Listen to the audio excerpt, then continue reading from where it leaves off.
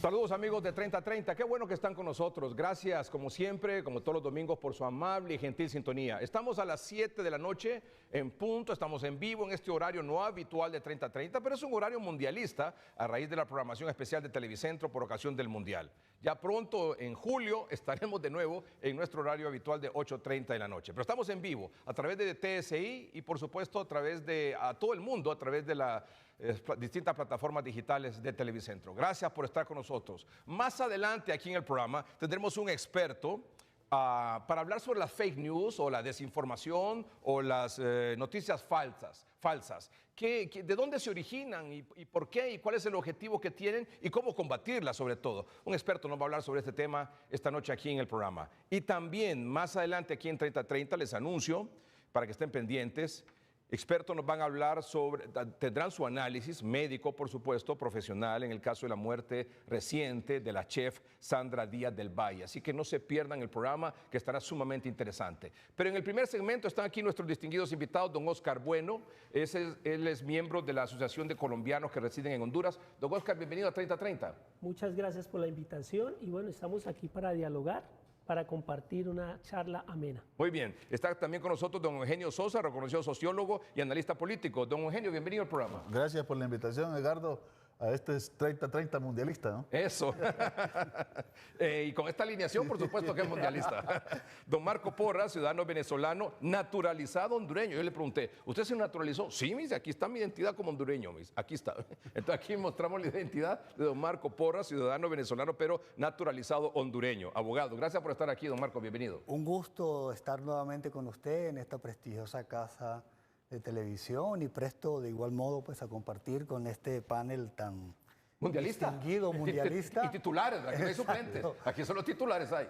Los temas o consultas que usted tenga bien. Gracias, don Marco. Bueno, el primer segmento obviamente tiene que ver con el resultado de las elecciones en Colombia. Han concluido las elecciones en Colombia, más de, ¿cuánto fue? 63%, ¿verdad? De la votación. Vamos a los resultados de la página oficial de la Registraduría Nacional del Estado Civil. ¿Qué nos dice ese resultado hasta el momento?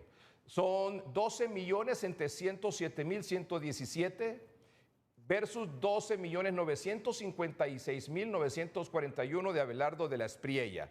48.70% para Iván Cepeda y el 49.66% para Abelardo de la Espriella. Ahí están los dos candidatos con sus respectivos candidatos a vicepresidente. Vamos a ver algunos periódicos rápido que ya han titulado a Espriella como el candidato ganador de esta segunda vuelta en Colombia. Diario El País en España, Abelardo de la Espriella, nuevo presidente de Colombia según el preconteo de votos. La diferencia apenas es de, ¿cuántos? 250.000. 246.000. 246.000, algo así, ¿verdad? 49.66 reporta El País a esta hora, 48.70 para Iván Cepeda. Total de votos, 26 millones de votos. Y una diferencia de apenas 250.000 votos. Y no hay un punto de diferencia porcentual entre los dos, ¿verdad? Ser un punto. No hay un punto de diferencia. 0.94. 0.94. Vamos con Infobae, también este portal de noticias. Dice 49.66, 48.70. Tampoco, ni un punto siquiera, ¿verdad? ¿Y el titular de Infobae cuál es? Aquí está, Abelardo de la Espriella, aquí a la derecha. ¿Qué dice? Ahí está, muy bien. Abelardo de la Espriella entregó sus primeras declaraciones tras ser elegido presidente según el preconteo de la registraduría. Colombia ganó, dice Abelardo de la Espriella. CNN, ¿qué nos dice el portal digital a esta hora de la noche? CNN. También reporta que Marco Rubio incluso ya felicita a de la Espriella por su triunfo en las elecciones de Colombia, en la segunda vuelta, según el preconteo. Ese es el reporte de CNN a esta hora.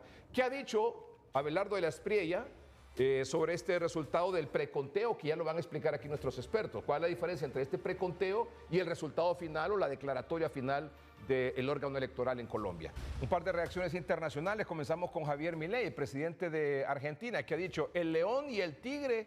El león en referencia a Javier Milei y el tigre en relación a Espriella rugen en Latinoamérica. Felicito enormemente a Abelardo de la Espriella por su histórica victoria en Colombia. Hoy la mayoría de los colombianos eligieron el camino de la libertad económica, la prosperidad, la seguridad implacable y decirle basta al crimen organizado transnacional y al narcotráfico. La libertad avanza en toda América Latina y ya no hay vuelta atrás. ¡Viva la libertad, carajo! Es el presidente Milei de Argentina. Noboa, el presidente Daniel Noboa de Ecuador.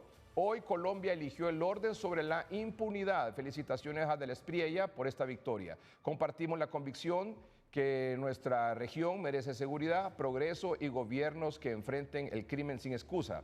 Y Marco Rubio, secretario de Estado de Estados Unidos, dijo don Marco Rubio lo siguiente: acabo de hablar con el presidente electo colombiano, Abelardo Del Espriella, para felicitarlo por su victoria.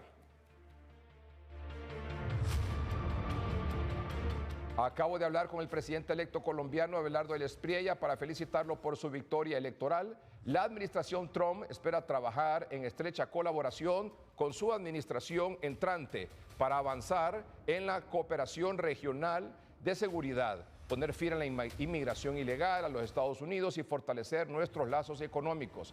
Los mejores días de Colombia están por delante.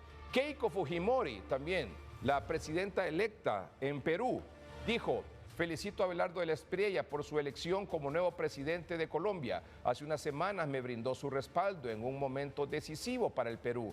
Hoy le deseo el mayor de los éxitos en esta nueva etapa, convencida de que la defensa de la democracia, la libertad y el orden requieren líderes con convicción y coraje. Sin duda, soplan nuevos vientos para América Latina. Un abrazo fraterno para todo el pueblo colombiano. Bueno, las reacciones a esta hora de la noche de presidentes electos, del secretario de Estado de Estados Unidos y el reporte de los periódicos más importantes a nivel mundial reportando el triunfo de Del Espriella en segunda vuelta. Se incorpora ya a nuestro programa también el abogado, reconocido abogado Arístides Mejía, recientemente nombrado y juramentado electo magistrado del Tribunal de Justicia Electoral en Honduras. Gracias por estar aquí, don Arístides. Gracias por invitarme. Buenas noches a todos. Muy bien, recuerdo a nuestros amables televidentes en el primer segmento del programa, además de don Arístides Mejía, está con nosotros don Oscar Bueno, es miembro de la Asociación de Colombianos que residen en Honduras, don Eugenio Sosa, sociólogo, y don Marco Porras, abogado, ciudadano venezolano naturalizado hondureño. Bueno, primero, don Oscar Bueno, este es un preconteo. ¿Cuál es la diferencia entre el preconteo y cuánto tiempo va a tomar para que haya una declaración oficial de ganador? Bueno, realmente en Colombia, una hora más tarde de cerrar las urnas a las 4 de la tarde, a 5:30 ya tenemos presidente. Este caso realmente que estamos viviendo es algo extraordinario. Ya Cepeda sale y reconoce el conteo de votos. Ahora él dice, vamos a la siguiente instancia, que ya es los jueces, abogados, contando nuevamente las actas que están demandadas, las revisan y oficialmente ellos declaran al presidente. Entonces dice Cepeda, acepto esto, pero vamos al escrutinio. O sea, vamos a esperar a que se dé ese escrutinio ¿Qué esperamos? final. Que eso sean unos 4 días. 4 días toma, más o menos. Así es. Y entonces después se produce la declaratoria ya oficial. Oficialmente como presidente. ¿Y esperaríamos que algo cambie en estos 4 días en relación al resultado que estamos dando esta noche? Bueno, realmente la experiencia nos ha mostrado que el mismo día de las elecciones a esta hora ya hay 2 discursos, aceptando el que perdió y ya proclamándose como presidente. Estas son unas elecciones muy diferentes a todas y definitivamente lo que va a variar es muy poco. La experiencia nos muestra que es el 0.02% que va a variar. O sea que cuando Diario El País de España, Infobae, CNN y todos estos presidentes, la presidenta electa de Perú, Marco Rubio, felicitan a Del Espriella es porque saben que esto no va a cambiar. No va a cambiar. Y usted así lo puede decir también. Así lo ¿Esto es inédito en las elecciones en es Colombia? Inédito. Bueno, ¿Nunca había tenido un resultado tan estrecho, de menos de un punto de diferencia? Hace 22 años, más o menos 24 años, Samper y Pastrana pierde por 150.000 votos. O sea, ya en una ocasión ocurrió algo así. Pero sí. solo que hay una diferencia, que es que en estas elecciones votan 26 millones de colombianos. Entonces el porcentaje hoy es más bajo. Menor que en aquella ocasión. Sí. Hace esos años tendría que ser en aquella ocasión El porcentaje es menor, pero en votos Superamos, sí. es mucho mayor. Por Exacto. En aquella por el ocasión porcentaje. fueron 150,000 votos. Más o menos. Y en esta son 248 o 150. 200, sí. O sea, pero usted dice, esto no cambia. Si el No. resultado final a favor del Espriella no cambia. No, no puede va a pasar. aumentar o puede disminuir. Más de 41 Don millones. Eugenio, por favor, adelante. No, pregunta aquí, don Marcos, ¿cuántos son el padrón? Anda un poco más de 41 millones, Sí. ¿no? Ese es el, Es el 60 y- global. 60. Ahí hay que destacar, en términos democráticos, antes quizás de entrar en otras consideraciones, Dele viaje. tres aspectos fundamentales Muy bien. importantes para América Latina y para que aprenda Honduras. Y qué bueno que aquí está el nuevo magistrado del Tribunal de Justicia Electoral. Número uno, ya lo dijo aquí Oscar, en menos de una hora el preconteo había llegado al más del 95%. Perdón, ¿este preconteo quién lo hace y quién lo publica? órgano. No es un resultado de encuesta de boca de urna. No, Eso está- es oficial. Es oficial. Pero es un preconteo, pero oficial. Lo que pasa es que ya eso está prohibido en Colombia, el boca de urna, ya está. Entonces es el jurado de votación Tome cuenta nota, con ¿viste? los testigos y mandan el acta. Y entonces, en menos de una hora, bueno, lo más hay un de resultado. una hora estaba el resultado del preconteo. Es lo que hemos intentado nosotros con los famosos preliminares. Esa es como la aspiración. Lo que pasa es que acá ha tenido muchas dificultades. En este caso, como se establece que es un preconteo, ¿es un resultado preliminar? Sí, no oficial, no vinculante. O sea, aunque tenga toda esta fuerza y esta tradición, todavía el No órgano es no se oficial. atreve a decir, este es el presidente. Dice, según nuestro preconteo, ganó. Muy Y bien. ahora vamos a Muy bien, afinar muy esto. bien. Es Usted más, decía- es más o menos lo que intentan replicar otros países con el caso de todas las dificultades que hemos tenido nosotros del conteo preliminar. Allá preconteo, las palabras se parecen, pero significan eso. Yo creo que ese es un punto. Lo primero dice usted en una hora. En una hora. Lo En otro. en una hora está, y estábamos hablando de más de votaron más de 26. Póngame la página Más de oficial, 26. Dori, por favor, ahí para Estamos tenerla hablando. ahí. Segundo referencias. elemento, en términos democráticos, los diferentes análisis que he escuchado yo, una votación extraordinaria para ellos, porque venían teniendo problemas de menos, incluso Estamos hablando aquí, del mire, 60%. mire, aquí está. 63%. Mire la cantidad de votos ahí, 12 millones, ¿cuánto es más o menos? 26,092 millones Digo, de con- votos. Pero ahí no Eso para los candidatos, pero pero hay recuerde votos que hay nulos y voto en blanco. Y voto en blanco. Voto en blanco fueron. Pero por todos, 420, ¿cuántos fueron más o menos? 26. 26,092. ¿De cuántos habitantes aptos para votar? 41 y fracción millones. Por eso es que estamos hablando, usted decía un 63%, 63% de la votación. Sí. Son un 37% de abstención. Sí, 37 más o menos. Ese es. Para Colombia dicen que es una participación extraordinaria. Es muy y buena. creo que para el promedio de América Latina también lo Es es. muy buena porque en las elecciones que acaban de pasar de primera vuelta votaron 23 millones. O sea, Votaron más ahora en el subieron segundo. 3 millones. 3 millones. subimos. Muy bien. Tercer punto que usted quería destacar. El tercer punto, interesante, a las 4 se cierran las urnas y se cerraron y a contar votos, ¿no? Aquí siempre estamos con que una hora más, que todo esto, aunque esté en la ley, aquí está instituido, es válido, pero hay una disciplina de que las urnas se cierran, ¿no? Yo creo que eso es importante.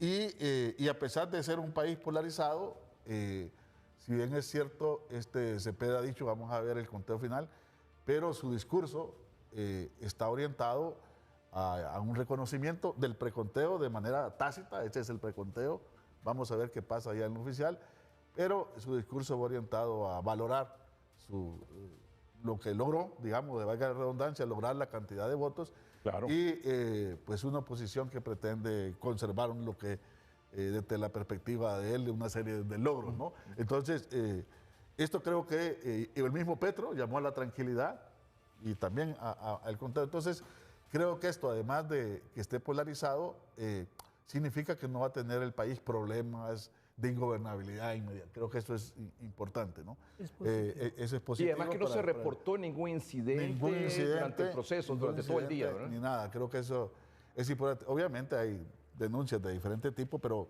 eso es relevante ahí en eso. Y es que, Ahora, disculpa, y es que yo escuché el discurso antes de venir para acá, y es que, como tú dices, es un discurso más como de yo soy oposición a partir de hoy. Vamos a ir. Iván Cepeda, sí. Sí, yo tengo un legítimo derecho. Claro. Y los vamos a contar, ya entraron los abogados, ya empezaron a contar, pero hoy queda algo claro, yo soy ya oposición. Sí, como muy decía importante. don Eugenio, una admisión tácita de que ganó de la Espriella, ¿verdad? Por parte de Iván Cepeda. Sí, y todo esto que hemos dicho tiene que ver con algo, ¿no? Y es la fortaleza institucional de los organismos electorales. Eso. Nadie la está... La institucionalidad. Entre ellos, Nadie la está cuestionando. nadie la está cuestionando. Muy bien. Entre los partidos y entre los candidatos, obviamente, hay ataques fuertes, pero en términos de institucionalidad. Porque, y esto es solo con esto Claro, cierro para dar el espacio, claro. porque no nos llamemos a un engaño dentro de nosotros que necesitamos reformas electorales. Y cuando una polarización, no hay cultura democrática, aunque haya segunda vuelta, si las cosas son cerradas, siempre va a haber dificultades serias como las que hemos tenido. Entonces, las segundas vueltas ayudan a varias cosas, pero no resuelven el gran problema de cultura democrática, de la valentía de aceptar un resultado donde el pueblo va por un lado, aunque no se esté de acuerdo, aunque no favorezca.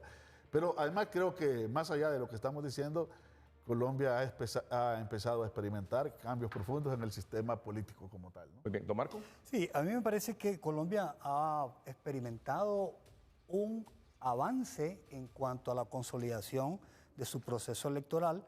Hay que destacar que desde 1953 no ha habido golpes o sobresaltos en la democracia colombiana, y eso, el último golpe fue de Laureano Gómez. Laureano Gómez. Sí, y lo dio Gustavo Rojas Pinilla, 1953, pero ya a partir del 58 cambia y han venido avanzando en la consolidación del sistema electoral. Recordamos, por no ir tan lejos, en la campaña anterior, cuando la campaña que dirigía el presidente Petro con el pacto histórico, incursionó en la sociedad colombiana intentando paralizar el país, haciendo huelgas de transporte, etcétera, etcétera, que de alguna manera le fueron dando el avance o el paso para llegar a lo que es. Y luego, en esta campaña, destacaron cosas verdaderamente asombrosas para Latinoamérica, como la muerte de un candidato presidencial y también los ataques que se... El asesinato de un candidato El presidencial. asesinato, perdón. El asesinato de un candidato presidencial y los ataques que se dieron. Yo recuerdo cuando escucho a El Espriella decir que hubo voto fusil, pues bueno, hay que destacar que él también dijo darle plomo, lo dijo públicamente. Entonces él de alguna manera estaba tratando de escindir una circunstancia que para Colombia ha sido bien pesada en la historia, que es la guerrilla.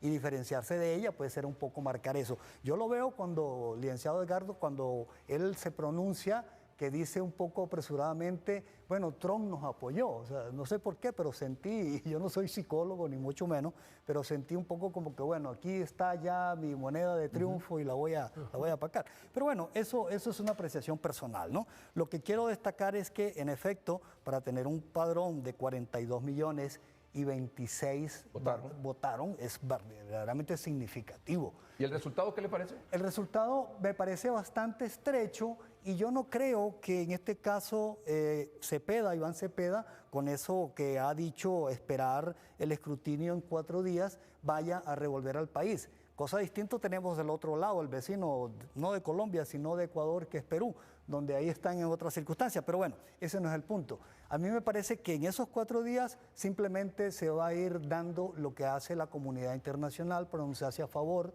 de uno y darle apoyo al otro, dar toda una especie Y don de Oscar lobby. decía que si cambia eso sería un poquito para arriba, un poquito para abajo. Bueno, pero mira, ya Keiko lo decía, ya el mismo del Espriella hablaba de Donald Trump, también Milei, etcétera. Entonces se va a ir dando ¿Y el una mensaje, especie de... que gana la derecha y no la izquierda de Petro, no el candidato de Petro? Bueno, es un mensaje interesante, es un mensaje que yo pienso que de alguna manera Latinoamérica ha ido evolucionando en su pensamiento y en su decisión. Muy bien, un momentito. Don Ariste, usted es un experto en temas electorales. ¿Cómo ve este resultado? Bueno, yo creo que ellos ya hicieron un análisis muy pertinente sobre qué es lo que pasó. Me parece que hay algunas otras consideraciones que hay que hacer. Y más de orden de lo geopolítico, ideológico, me parece que sería el caso. Lo número uno es que pienso que Colombia tiene la ventaja de que tiene instituciones consolidadas, tanto el Poder Electoral, el Supremo, el Ejecutivo. Eso le ha dado una solidez suficiente a pesar de que ha tenido insurgencia y han tenido conflictos armados y muchos asesinatos políticos, porque eran varios, y secuestros y ese tipo de cosas. Pero al final hay que resaltar, y esto lo estaba diciendo en CNN, no estos argumentos, pero estaba diciendo de la institucionalidad Daniel Sobato, que es un experto y ha estado en varios organismos. No, y lo refería también don Eugenio esta noche, junto con don Oscar Bueno. O sea, el tema de la institucionalidad, el respeto, la fortaleza que tiene la institucionalidad, porque nadie está cuestionando la institucionalidad, así es. Los organismos electorales. Y el único que ha tratado de cuestionar esto es Petro, ¿verdad? Pero no ha tenido éxito, porque el propio candidato del partido dijo, sí, yo reconozco con el preconteo. Él sí, estoy viendo aquí en El País que dice él que todavía no se puede proclamar ningún presidente, no le toca a él decir, porque él es el presidente, él no es candidato. Claro. Y eso que hizo mucha campaña a favor de y no su es candidato, autoridad electoral tampoco. Es el órgano quien debe hacerlo. Entonces no se está comportando como un demócrata. El otro sí, Cepeda se está comportando como un demócrata. Y creo que aquí nos lleva al otro tema. En América Latina y en todos lados del mundo hay una recomposición de los partidos. Siempre la división es ideológica, pero siempre ha habido también una división en cuanto a la acepción que tengan los políticos con respecto a las libertades. Por eso es que los partidos, aparte de que se definen de izquierda o de derecha, se definen como autoritarios o partidos democráticos. Y pueden haber partidos autoritarios de izquierda y partidos autoritarios de derecha, y democráticos de izquierda y democráticos de derecha. Así en América Latina, el comportamiento del partido, la izquierda de Chile es democrática, el de Uruguay es democrático. Estamos viendo que Cepeda es un demócrata. En contraste con otros, como por ejemplo lo que pasó con Venezuela, que no son demócratas. Bueno, Cuba no hay ni elecciones multipartidarias. Nicaragua no hay democracia. Y también aquí en el año pasado tuvimos una situación de actitudes antidemocráticas de uno de los partidos. ¿Está girando de la izquierda a la derecha? Sí, esa es la segunda conclusión. La tercera es esa, de que el continente está cambiando de composición. Momentito, ¿estamos hablando de esto? Sí, estamos hablando exactamente. De esto. Rojo es izquierda, azul es derecha. Está cambiando de composición. Pero con un elemento. ¿Sí? Y es que es de izquierda a ultraderecha. Porque esa es la cuarta que voy a... Ya hubo un elemento de izquierda a derecha. A mí me ha llamado la atención, ven aquí, Dorina. En los 90. A mí me ha llamado la atención eso, que siempre que se referían al candidato de la Estrella se referían como ultraderecha, pero cuando se referían al candidato de Cepeda, el de izquierda, solo decían izquierda. Entonces, ¿este sería realmente ultraderecha, el otro sería ultraizquierda? No. ¿O no? Cepeda no es como ultraderecha. Pero Estrella sí es ultraderecha. Sí. Reconocido ahí por mucho, ¿no? Es que la... Un momentito, tenemos que ir a un corte comercial. Deme por favor el resultado de Perú, porque este dato de muy similar, ¿verdad? El resultado tan apretado. Creo que Perú no es ni un punto, creo, o es un punto más o menos, también, ¿verdad? La diferencia. Tenemos por favor el... 15.000, creo que es. ¿Cuánto? 50, No, creo que está como en 40.000, con el 90 punto algo de... Aquí está, mire, aquí está. Póngamela en todas las pantallas, por favor. 50.11 con el 99.6%. 48.8. Todavía estamos con el conteo, pero ya un 99.6 ya prácticamente es irreversible. Keiko 50.11, ¿es verdad? Y 49.88. Menos de un punto. Pero lo mismo. Mire cuántos votos tuvo Keiko: 9.188.410, 9.147.710. Muy similar esto a lo que pasó en Colombia. Increíble, ¿verdad? Con una segunda. Más cerrado este. Con una segunda, más cerrado este, sí. Más cerrado. Pero ¿por qué estamos teniendo estos resultados tan apretados? Ahora en Perú y hoy en Colombia. La respuesta de nuestros invitados cuando regresemos del corte comercial. Les recuerdo que estamos en vivo en este horario mundialista de 30:30, son las 7 de la noche con 30 minutos y tenemos aquí a nuestros distinguidos invitados, todos titulares, todos mundialistas aquí en el programa. Está con nosotros don Aristides Mejía, recientemente electo magistrado del Tribunal de Justicia Electoral. Nos acompaña también don Oscar Bueno, es miembro de la Asociación de Colombianos Residentes en Honduras. Don Eugenio Sosa, reconocido sociólogo y analista sobre temas nacionales e internacionales. Don Marco Porras, ciudadano venezolano, naturalizado hondureño, abogado, también analista de temas. Están ganando en Perú y en Colombia los candidatos de derecha y no los de izquierda. ¿Qué está pasando? Bueno, eso es el otro punto que quería decir que está ocurriendo en el análisis, es que hay un desplazamiento de las derechas tradicionales hacia las extremas. Porque la derecha... Usted dice Keiko Fujimori extrema derecha, del Espriella extrema derecha. Más que todo se ve en el caso, por ejemplo, Argentina, la derecha tradicional de Macri pierde y gana Milei. Aquí en Colombia igual, la de Uribe pierde y gana Abelardo, como ha ocurrido en otros lugares del mundo. ¿Qué le dice eso? ¿Qué le dice eso? Bueno, yo pienso que hay una polarización que va eliminando los partidos centristas, porque si se aprecia bien el caso de Colombia, la fuerza que ha desaparecido son los partidos de derecha moderada, como el Partido Liberal y el Conservador. Entonces ya pasó a ser un esquema de izquierda-derecha, que no existía antes. Antes la alternancia era entre conservadores y liberales. Entonces es un fenómeno que es la tendencia. Mira el mapa, por ejemplo, cómo estaba en 2023 y cómo está ahora en 2026, ¿verdad? Así es. Rojo, izquierda, azul, derecha.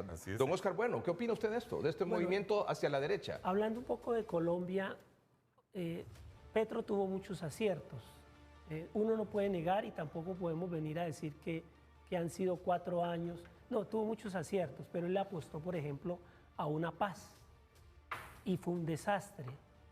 Entonces yo pienso que él le ha apostado también mucho al medio ambiente, pero para nosotros poder dejar el petróleo e ir a esas energías, a esos combustibles más limpios, tiene que pasar muchos años. Mientras tanto, Ecopetrol, que es la empresa más importante de nosotros, está llegando a los números más rojos en su historia. Entonces hay mucho desempleo.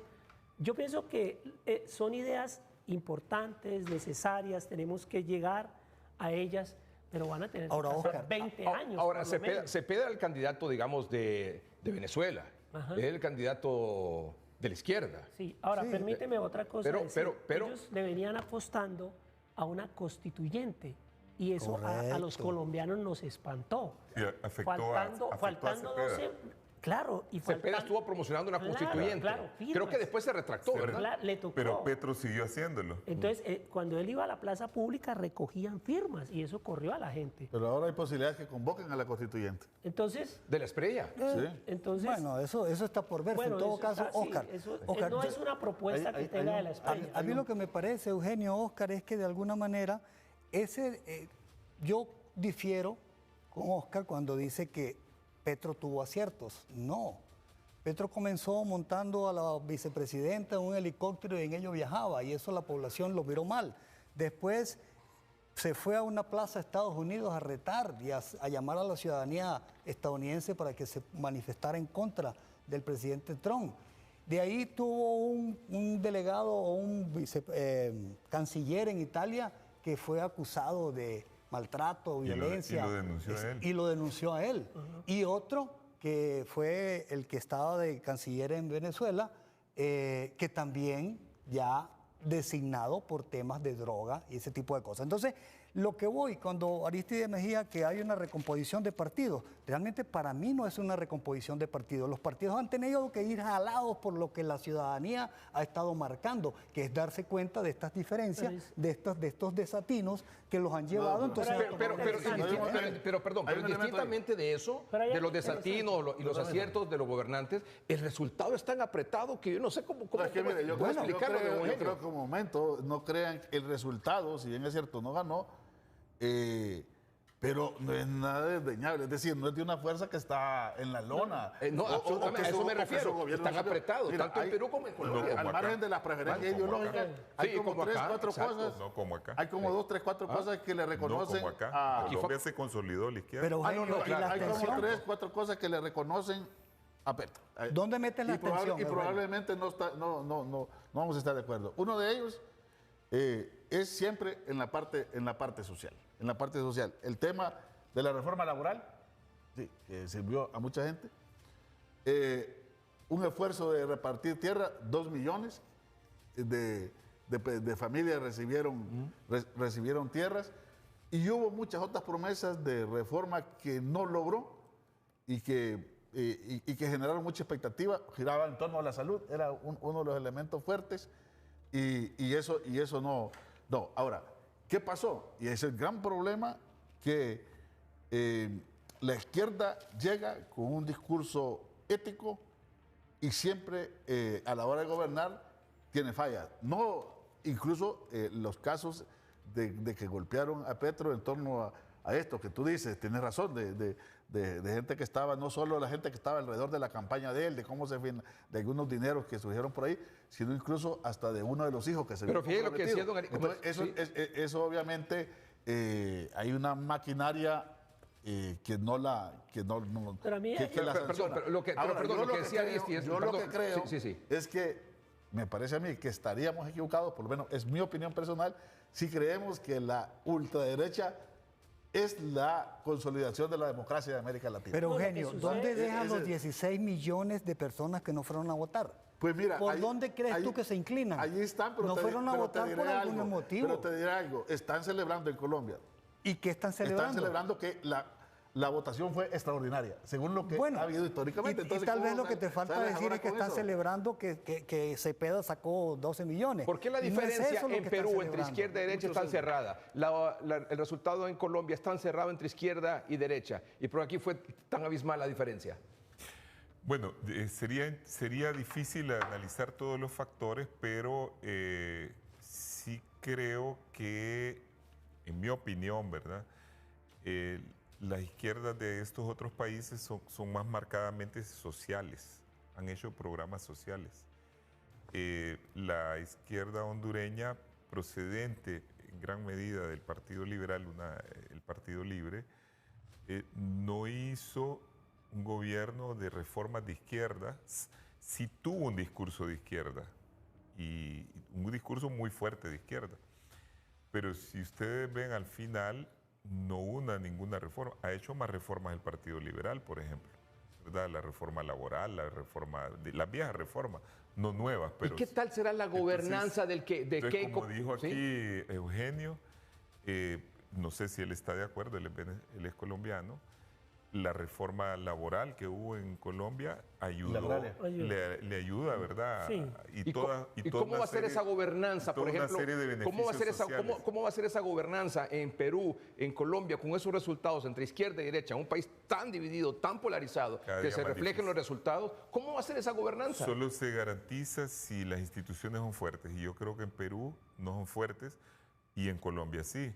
Y es que hay algo que se vio en Petro, que hay una improvisación, lo que decía Eugenio. O sea, hay unas muy buenas ideas, pero a la hora de implementar... Decía don Eugenio, entramos con un discurso, la izquierda entra con un discurso ético, Es que mira, pero en la práctica falla. Mira, hace 4 años yo escuchaba el discurso de Petro y él logró llevarlo como al centro. Por eso él ganó tantos votos. Y él se atrajo votos del centro. Entonces él gana como con 9 millones de votos. En la primera vuelta Cepeda alcanza 10 y ahora alcanzan 12 algo. O sea, hay una realidad. Y de la Espriella no es un político. Él hace 2 años nadie sabía que él iba a ser candidato a la presidencia. Entonces estamos ante un fenómeno que de todas formas las dos fuerzas han venido creciendo. Es la irrupción del outsider. Entonces, Sí. entre más se polarizan, más han ido creciendo. Edgardo, pero su pregunta tiene 2 cosas de fondo. Aunque en una ya la mencionó Ariste, aunque Marco no está de acuerdo, pero la primera es que estas sociedades latinoamericanas, en su mayoría, con excepción de menos Costa Rica, menos Uruguay, Chile ha tenido dificultades, tienen una fracción y una polarización social. Tú eres colombiano y lo que yo he leído y también he escuchado en varios eventos académicos es que está el gran centro rico, ¿sí? Que normalmente es muy de derecha, a excepción de Bogotá. Interesante que Bogotá siempre está teniendo... Que es la que más votos tiene. Que tiene esta tendencia a la izquierda. ¿sí? Y luego una periferia bastante descuidada por el Estado, incluso con poca presencia del Estado en las zonas más marginales, donde hay mucho sector de comunidad rural, donde están los grupos palenqueros que le llaman, o comunidades negras, una serie y que ahora, sí, hay un elemento de marco, es que esta gente está más activa en participación electoralmente y participación política y también de manera organizada. Cuando se analiza Perú, siempre hablan de que el gran tema del profesor anterior que había ganado las elecciones también por poco, que terminó destituido, y el acercamiento de Sánchez se debía al Perú profundo, ¿no? ¿Y cuál es el Perú profundo? El Perú marginado de toda la parte de indígena y Lima y toda la parte más de poder y de recursos, pues un poco más de derecha. Entonces eso... los sistemas de partidos tradicionales, ya sean que eran izquierda o derecha o solo centro derecha, avanzaron los países, avanzaron y no lograron resolver de manera sostenida esos problemas. Pero, entonces ahora se saltó a que esa polarización social se está cada día expresando más en la polarización política del sistema de partidos. Pero Eugenio, mira la pregunta. Más ultraderecha la pregunta es la gobernanza. Izquierda. La pregunta es la gobernanza, ¿cómo se va a dirigir? Hay que destacar que la gobernanza, como dice el licenciado Melgar, no está asociada necesariamente en Colombia ni en Perú con la elección presidencial. Son dos elecciones separadas. La elección de los diputados en Colombia se hizo en marzo, 9 de marzo pasado, y ya la composición de esa gobernanza está dada, y esa composición que se dio está favorable a una tendencia, si se quiere llamar, yo no lo diría, de derecha. Entonces, ¿qué pasa? Que no va a depender de la elección presidencial propiamente dicho lo que va a pasar en Colombia, sino que va a depender de los lobbies que se hagan en esa instancia para poder determinar si se convierten en políticas públicas las iniciativas de ley que se desarrollen. Entonces, va mucho más allá de eso. La gobernanza está determinada por la institucionalidad. Yo les voy a dar dos ejemplos. Bush ganó una elección donde tuvo menos votos, tuvo cuestionamientos porque hubo un pleito legal, pero no tuvo problemas para gobernar porque las instituciones americanas son fuertes. Claro, funcionan. Incluso Trump en la primera vez sacó como 2 millones de menos de votos, pero ganó los votos electorales. Y no en el voto popular, Hillary le ganó a Trump. Le ganó a Trump como por 2 millones de votos. Así es. Pero en el Consejo Electoral tuvo más representantes Trump. Pero pudo gobernar porque es un país... En los colegios electorales, es un país con una gran fuerza institucional. Ocurrió después el problema del Congreso, del asalto al Congreso, pero no se movió nada porque es fuerte la institucionalidad. Creo que en Colombia es fuerte la institucionalidad. ¿Y lo es? Y en Perú, evidentemente, no. En Perú, el poder del Congreso está tan sobredimensionado que el Congreso destituye a cada rato los presidentes. Sí. Entonces, eso tienen que corregirlo a nivel de la normativa de ellos. Muy bien, vamos a un corte. Se puede hacer eso. Vamos a un corte comercial. En unos minutos vamos a estar aquí hablando con un gran periodista español, don Mar Marginedas. Es un corresponsal de guerra, ha tenido mucha experiencia en la cobertura de conflictos bélicos a nivel mundial, escritor, analista. Va a hablar sobre este tema también, por supuesto, pero su tema central será esta noche la fake news o noticias falsas o la desinformación. ¿Quién las origina? ¿Por qué las origina? ¿Y de qué manera impactan a la sociedad? ¿Y cómo vencer esa desinformación? En unos minutos aquí en el programa. Y más adelante, no se pierda también el análisis de expertos médicos en diferentes áreas, hablando sobre la muerte reciente, por cierto, de la chef Sandra Díaz del Valle, aquí en 30:30. Estamos en vivo, son las 7 de la noche con 44 minutos. Vamos a regresar con el segmento final con nuestros distinguidos invitados esta noche sobre el tema Colombia y Perú y el mensaje que nos deja el resultado de estas elecciones. Ya volvemos. ¿Qué nos dice la página oficial de la Registraduría Nacional del Estado Civil? Que sería más o menos como el civil aquí, el Consejo Nacional Electoral, ¿verdad? Sí, me imagino. Muy bien.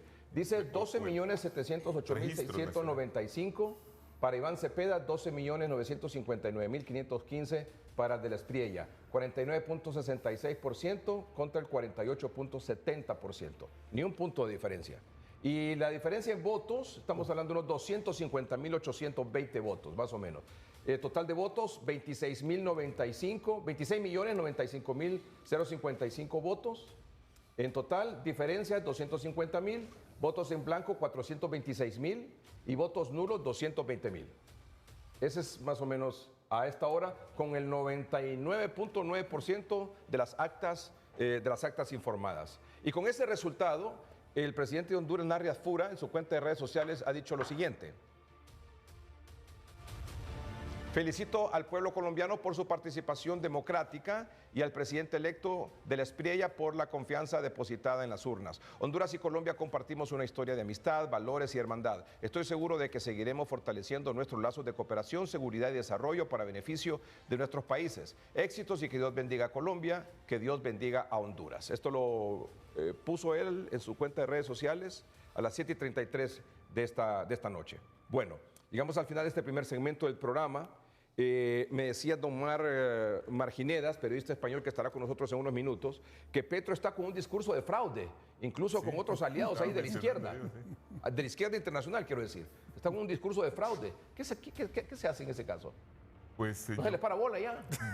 Okay. Yo creo que no, porque si el propio candidato, que es el que tiene la legitimidad y la legalidad también para decirlo, no lo ha dicho y no le corresponde al presidente. Muy bien. No, pero hay dos cosas. Mire, yo escuché el discurso oficial de Petro. El oficial de Petro. De Petro. Y sí, muy duro, muy confrontativo, pero llamó a la calma, a la tranquilidad, a estar pacíficos para esperando ese conteo. Cepeda fue más contundente. Sí. Y dijo, acepto el preconteo y ahora esperemos los oficiales, y su discurso sonaba más a todo lo que le implica es que para en él. En ese partido de Iván Cepeda, Además, como que ha habido división, ¿verdad? Ahí, interna. Es que es como tal vez el pacto histórico y hay una alianza también Sí. por la vida donde hay varios. De hecho, allí hay mucha diferencia.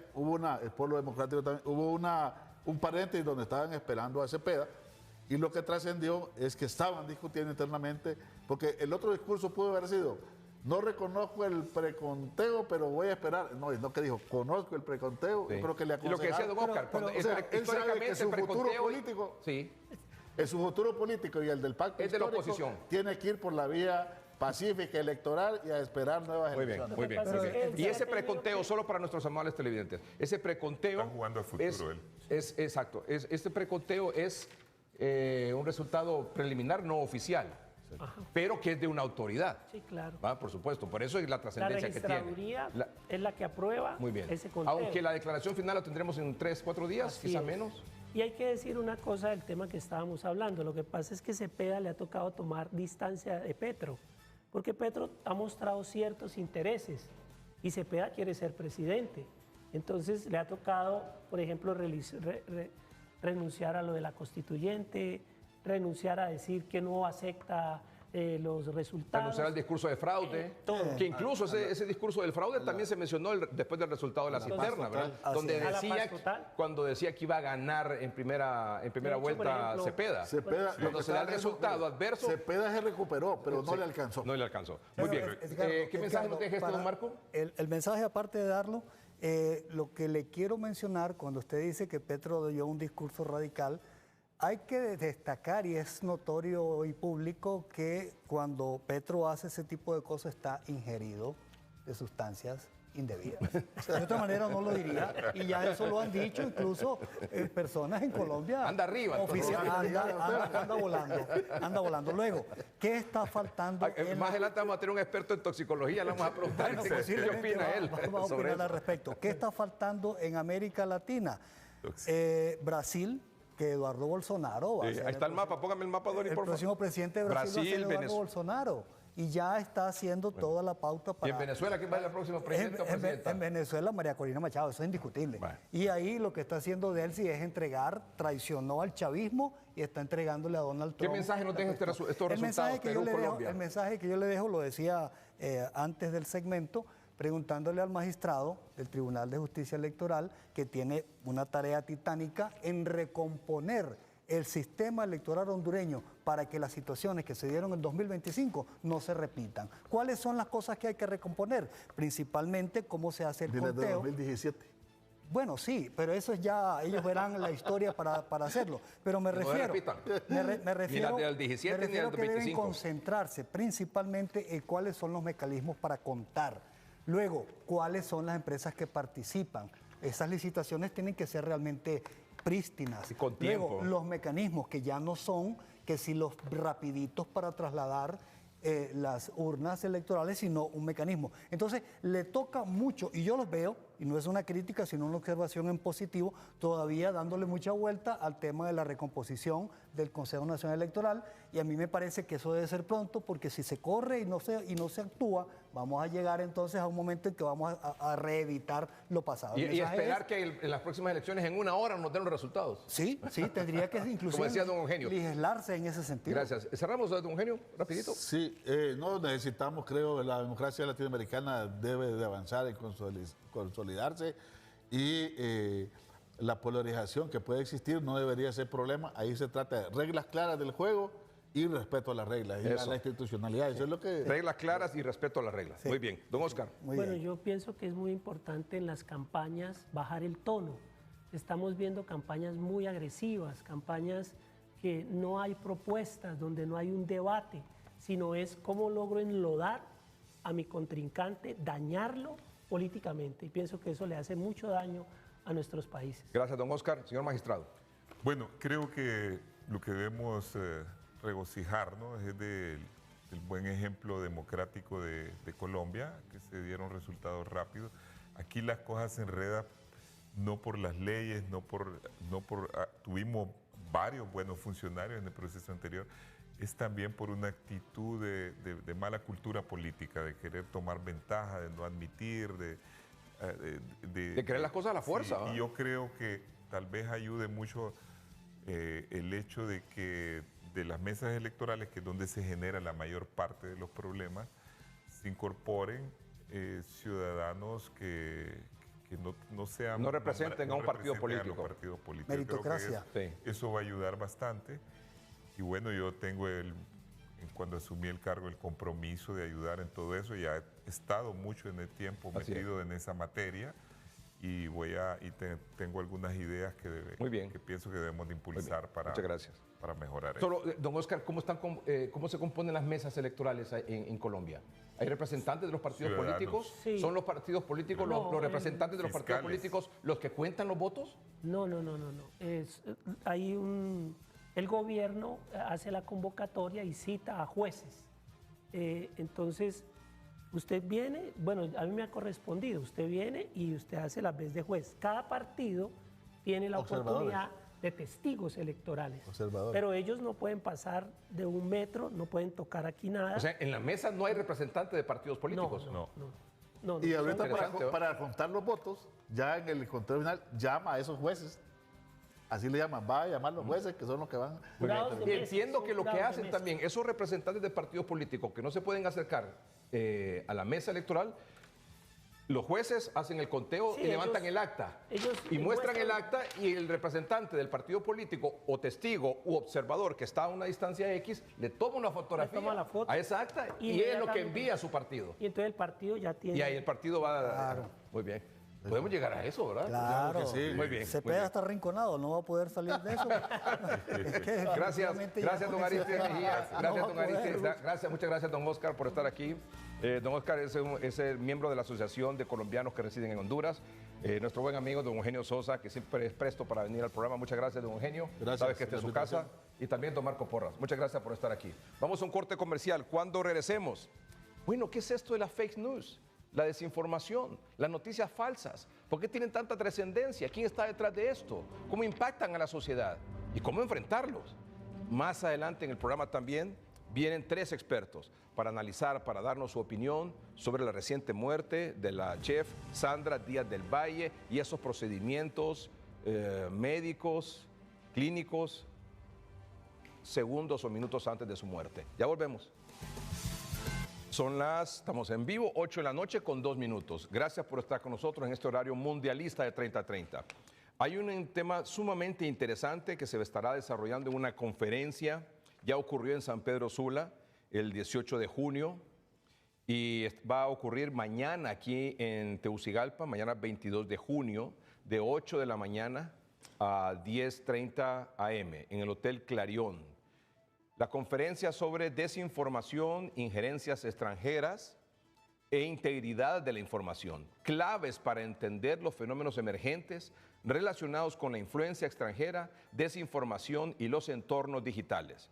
Va a participar representantes de España, Don Mar Marginedas, Erika Reja de España, Javier Meléndez de Nicaragua y Leticia Esmal de Argentina. Sí. Mañana de 8:30 de la mañana a 10:30 de la mañana en el Hotel Clarion, auspiciado por la Embajada de España, la Embajada de Francia, la Unión Europea y la Embajada de la República de Alemania aquí en Tegucigalpa. Una charla sumamente interesante para la cual están cordialmente invitados. Y uno de los conferencistas que estará mañana aquí en el Hotel Clarion en Tegucigalpa, en esta exposición, es Don Mar Marginedas. Don Mar Marginedas, corresponsal internacional para el periódico de Cataluña, autor del libro Rusia contra el mundo. Durante más de 2 décadas ha trabajado como corresponsal internacional, cubriendo acontecimientos claves en Rusia, Ucrania, Asia Central, Cauca y Oriente Medio. Analista de asuntos, temas internacionales y ha recibido innumerables reconocimientos por su trayectoria como periodista. Gracias por estar aquí, don Mar. Bienvenido. Un auténtico honor estar aquí en Honduras. Gracias. ¿Qué le pareció ese segmento anterior sobre Colombia? ¿Qué impresión le ha dado a usted estos resultados? Bueno, primero me parece que es muy interesante que, pese a que América Latina ha sido el objeto principal de las campañas de injerencia y desinformación por parte de Rusia y en menor medida por parte de China, pero sobre todo de Rusia, que es, digamos, tiene un aparato de propaganda muy bien engrasado, los candidatos que en principio apoya a Rusia o impulsa a Rusia y que además intentan, digamos, impulsar un modelo de Estado donde no existe justicia independiente, donde no existe Estado de Derecho, pues no van ganando. Entonces eso para mí es interesante. Eso yo no identifico, no se trata de candidatos identificados con una u otra opción ideológica. Rusia puede perfectamente apoyar un candidato de la derecha, puede apoyar un candidato de la izquierda, pero lo que sí que estamos viendo es que los candidatos que Rusia está apoyando hasta ahora o está impulsando para, digamos, para generar alianzas en la región no están Rusia ganando. y China. Los candidatos de Rusia y China recientemente están perdiendo. Están perdiendo, exactamente, sí. Bueno. Ustedes han vivido aquí en Sí, en 2025, en noviembre recientemente, por supuesto. ¿Qué son las fake news? Perdón, usted es el experto, ¿cuál es el término correcto? ¿Fake news, noticias falsas o desinformación? Bueno, a ver, fake news es algo que tiene mucho más, digamos que es algo intencional. Desinformación... Es algo intencional. Exactamente, intencional. Entonces, bueno, yo he venido aquí junto con mi compañera Erika Reja, Javier Meléndez y otros expertos que vienen de Argentina. Digamos que ha sido una conferencia que está organizada por la delegación de la Unión Europea, a la cual le agradecemos muchísimo, y que ha sido luego apoyada por los 3 países que mantienen embajadas aquí en Honduras, ¿no?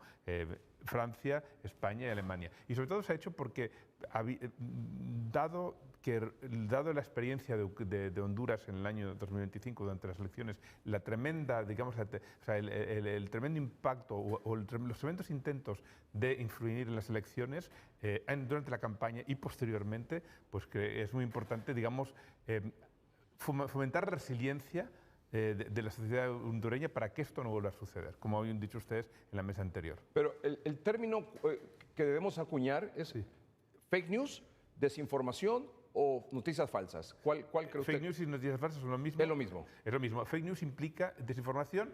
No implica necesariamente, digamos, una voluntad. Fake news es voluntad de, mediante noticias, ya sean falsas o manipuladas, de influir, de incidir en algo, en alguien. O sea, porque usted lo dijo de entrada, la fake news o la desinformación o las noticias falsas son intencionales.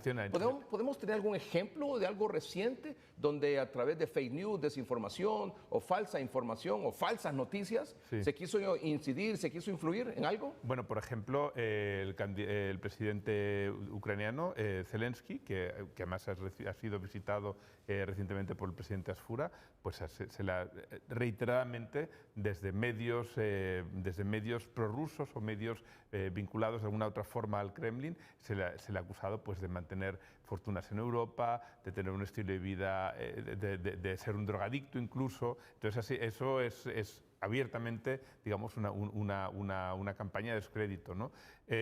A mí, por ejemplo, también cuando yo he, digamos, expuesto estas noticias falsas, pues a mí se me ha llegado a decir cosas que no son verdad en mi vida privada, etcétera, etcétera. Entonces es algo que sí, es algo que es un modus operandi cuando que muchas fuerzas políticas han visto que eso es como una especie de atajo para conseguir objetivos políticos y polarizar la sociedad. ¿Influyen, inciden, impactan en la sociedad las noticias falsas o las fake news? Sí, claro que sí, muchísimo. Por ejemplo, es decir, o sea, toda la campaña en Europa, digamos que hemos aprendido a base de golpes.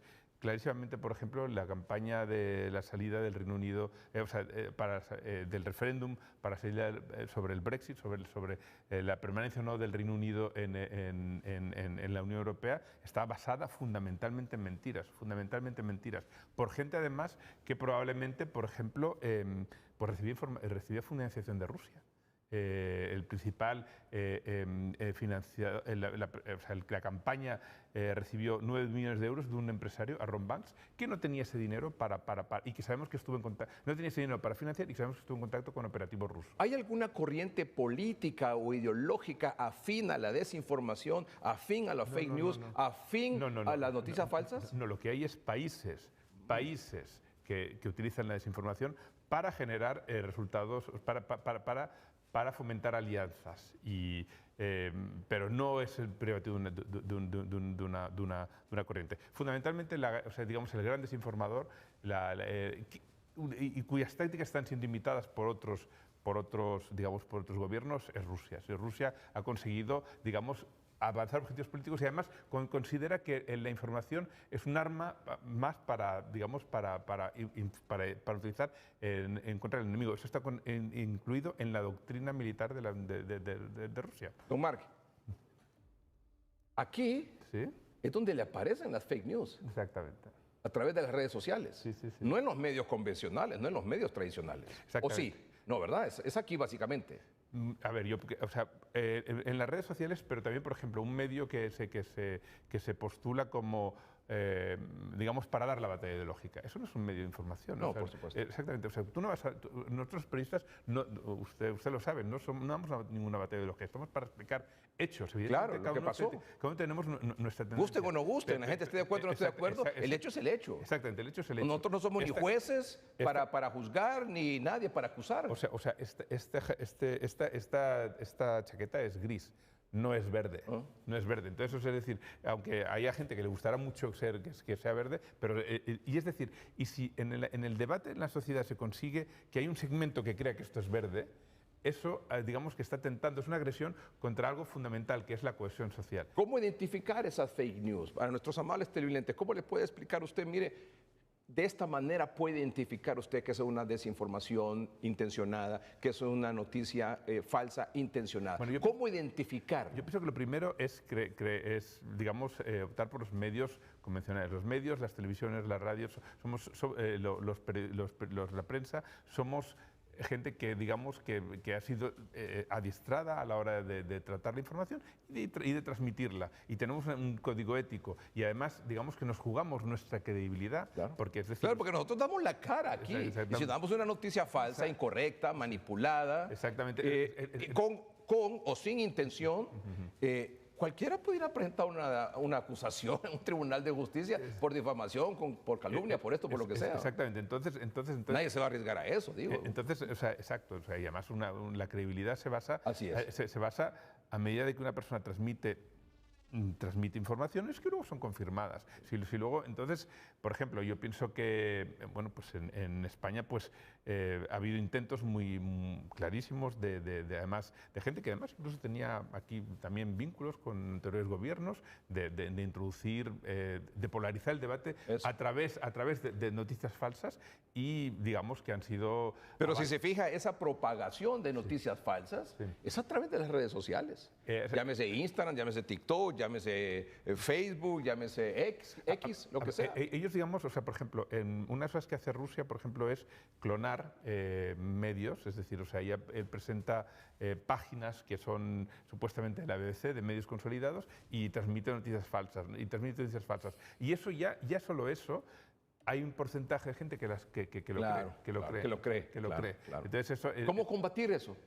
yo creo, o sea, a ver, es algo que siempre va a estar ahí, que nos va a Es acompañar. algo que siempre va a estar ahí. Es algo que nos, que es la nueva Ya es parte de, de la vida. de nuestra realidad. Pero de nuestra realidad. Pero sí que podemos entender que, por ejemplo, que sí se puede convertir en sociedades resilientes. Por ejemplo, Taiwán es el país más resiliente probablemente de las noticias falsas del mundo. Está constantemente siendo bombardeada por campañas de influencia lanzadas desde China. Y la sociedad, pues digamos, no se la cree, ¿no?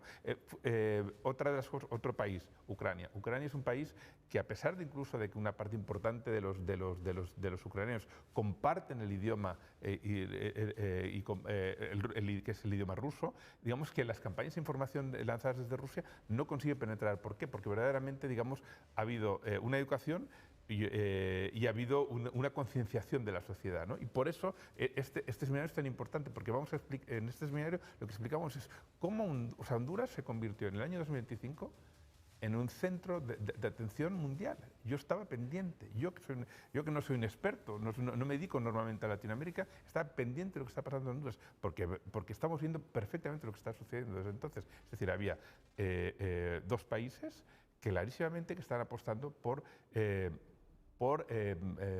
digamos, enmarañar un proceso electoral y digamos, que forzar a un país hacia una deriva en la cual ellos se sientan cómodos, que son países donde no hay, aunque hay elecciones, no hay verdadera alternancia, donde no hay una justicia independiente, etcétera, etcétera, ¿no? Y eso no es privativo, eso puede ser perfectamente, o sea, Rusia se puede apoyar perfectamente en fuerzas de izquierda, como por ejemplo fuerzas de derecha. Los aliados, o sea, digamos que aquellas fuerzas que favorecen, que impulsan la desinformación rusa en Europa, son de ultraderecha, no son de ultraizquierda.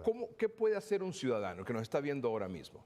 Un ciudadano de a pie, como cualquiera de nuestro, para no caer en la trampa. A ver, lo primero es, digamos, o sea, es decir, desprenderse de ideología. Es decir, o sea, la desinformación, cuando toca a tu ideología, la ves menos. Por ejemplo, yo cuando en España, digamos que yo he investigado mucho acerca de una figura que creo que es bastante conocida en Honduras, que es Pablo Iglesias, y otra comunicadora se llama Ina Fenogenova, una periodista, una comunicadora rusa que se instaló en España. Y digamos que yo he investigado sobre ella.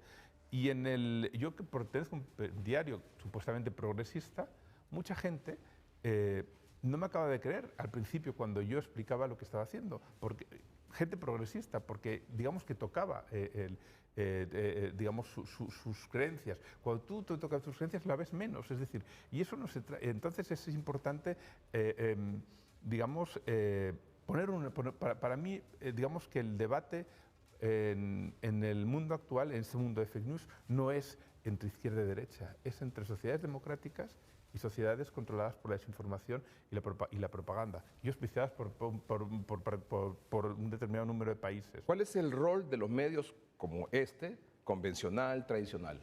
Bueno, por ejemplo, o sea, es decir, primero tener, digamos, agencias de verificación. Es decir, por ejemplo, en televisión española, en la televisión pública española, se ha dotado de, o sea, hay una agencia de verificación que examina, por ejemplo,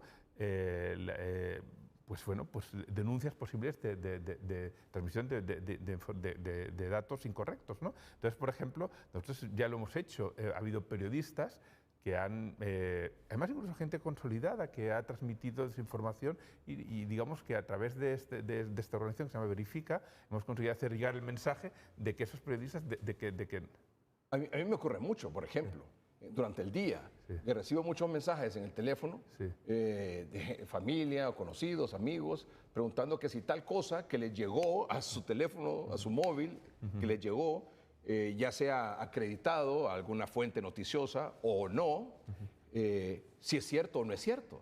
Yo le digo, no, esperen, vamos a confirmar y en la noche, en el noticiero o en el programa, vamos a decir las cosas que sí son en realidad ciertas y que están verificadas, ¿no? Otras cosas que, o sea, es decir, evidentemente, por ejemplo... O sea, o sea, lo que quiero decir es que la intención pareciera detrás de todo esto, por supuesto, influir, incidir en algo, como en una elección, por ejemplo, presidencial, pero también en poner a la sociedad a dudar de algo o de alguien. O sea, una de las cosas que, por ejemplo, que nosotros vemos claro en las campañas de desinformación rusas en Europa es dudar de la democracia. Eso. Es dudar de la democracia. Es dudar de que la democracia es un sistema que va a solucionar los problemas, ¿no? Y decir que, bueno, pues, y presentar, pues, de una forma ideal países donde no existe democracia y donde... Pero eso se va al ámbito político, como el caso que usted está hablando de países, el tema para influir en otros que son democráticos, pero se da en todas las áreas, en el área de la salud, en el área de la economía, en todo, ¿no? Sí, lo que pasa es que, por ejemplo, nosotros sabemos, por ejemplo, que campañas como las campañas en contra de las vacunas contra el COVID... ¿Vale? Por ejemplo. Bueno, pues fueron impulsadas por agentes rusos, por ejemplo. Es decir, por ejemplo, una de las personas que más, digamos, propagó en España la desconfianza hacia las vacunas es el cantante español Miguel Bosé. Miguel Bosé es un cantante que está instalado en México. ¿Sabe quién era su mejor amigo?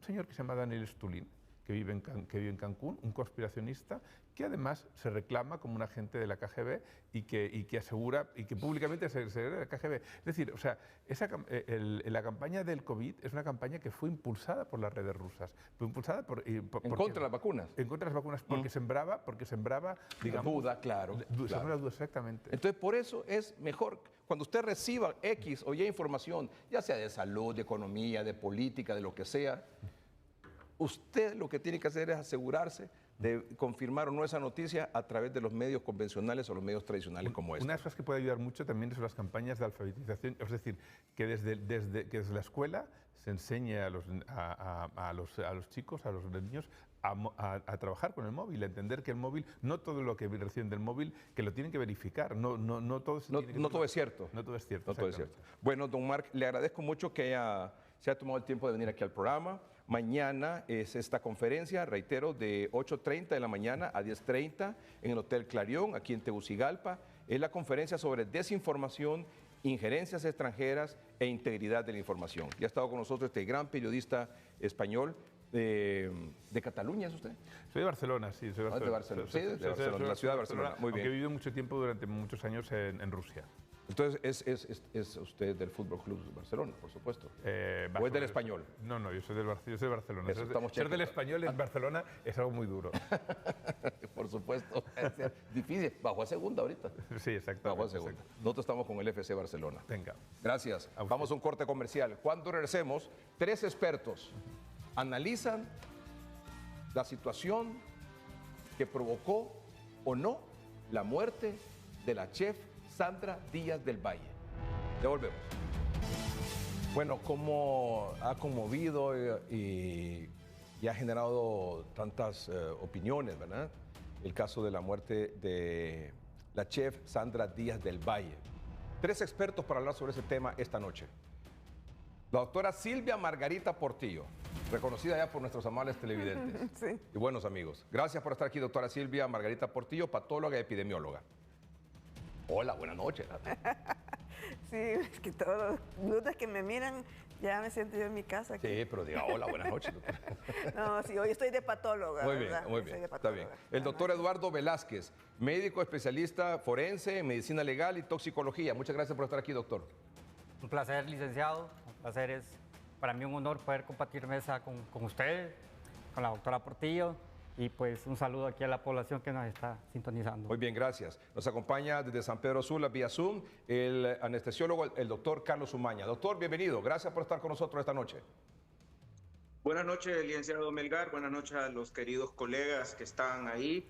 Hoy estoy en mi condición de anestesiólogo y exmiembro del Tribunal de Honor del Colegio Médico de Honduras.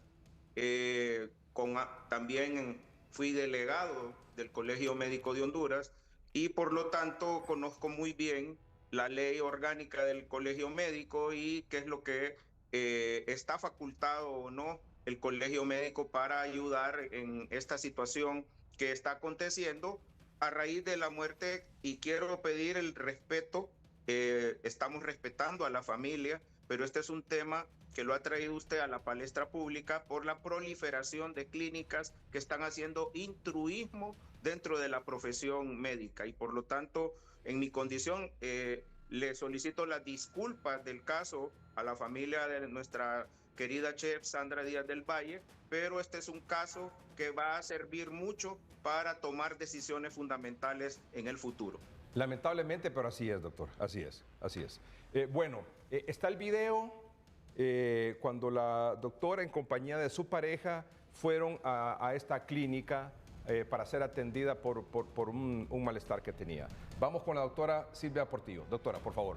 Bueno, mire, la verdad es que este video ha circulado y no sabemos cómo, pero lo que sí podemos identificar es que es un lugar que está bien habilitado, ¿verdad? Digamos, ese sitio, el primero donde ella se acuesta, es una camilla y se ve muy obvio ahí que es una preclínica, o sea, es un sitio donde no es que se vaya a dar la atención propiamente dicha, sino que donde van a tomar signos vitales y se va a hacer un abordaje preliminar incluso por enfermería, ¿verdad? Ya en la segunda parte es cuando se ve ya el procedimiento que se está realizando. Es un procedimiento que le hacen aquí en la nuca, ¿verdad? Aparentemente, ¿sí? Está de lejos ese video, no se puede precisar, pero sí se ve que hay alguien que está filmándolo. O sea, quien filma es la pareja de ella. Ah, bueno. Quien llevó a la chef ahí a esa clínica. Bueno, lo extraño también, no sé si es normal que haya una cámara ahí en la clínica. Eso es lo que le iba a decir yo, ¿verdad? Que no nos parece no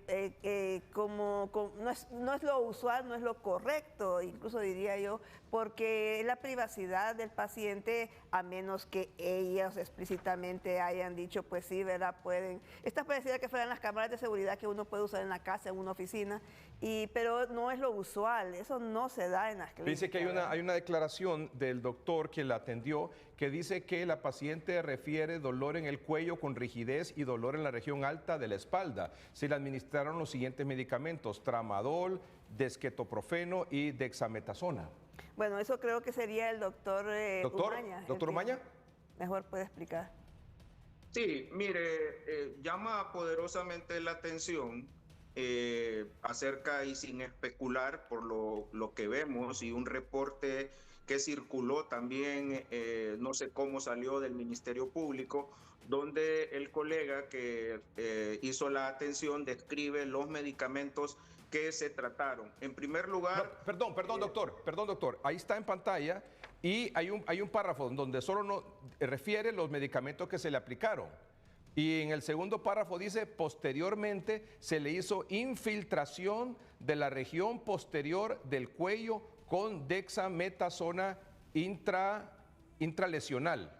Y luego dice: paciente sufrió desmayo y refirió dificultad respiratoria, se le tomaron los signos vitales, la presión, la frecuencia cardíaca, el examen físico presentó pulso débil y frialdad distal, no se presenta cianosis periférica ni central, se le administró Harman a chorro, se llamó ambulancia y no hubo respuesta inmediata y se llevó a Hospital Escuela Universitario y debido a la emergencia no dio tiempo de hacerle referencia.